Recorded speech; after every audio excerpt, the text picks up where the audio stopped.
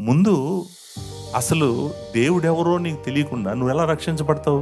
ఈ సంఘాలలో మొదలైనటువంటి అలజడి అంతా ఏంటంటే, యోహాను కళ్ళ ముందు యోహాను చూస్తున్నటువంటి అలజడి అంతా ఏంటంటే, జీసస్ క్రైస్ట్ని అటాక్ చేస్తున్నారు. ఈరోజు మీరు యెహోవా సాక్షులు అనుకుంటున్నారా? లేకపోతే మార్మన్స్ అనుకుంటున్నారా? లేకపోతే ఇంకో గ్రూప్ అనుకుంటున్నారా? జీసస్ క్రైస్ట్ని ఎందుకు అటాక్ చేస్తారో చెప్పమంటారా? ఆయనే నిత్య జీవం కాబట్టి. ఆయనే నిత్య జీవం కాబట్టి. ఆయనలోనే నిత్య జీవం ఉంది. ఆయనే నిత్య జీవం. మరలా చెప్తున్నాను, మీరు గుర్తుపెట్టుకోండి. జీసస్ క్రైస్ట్ని ఎందుకు దుష్టుడు అటాక్ చేస్తారో చెప్పమంటారా?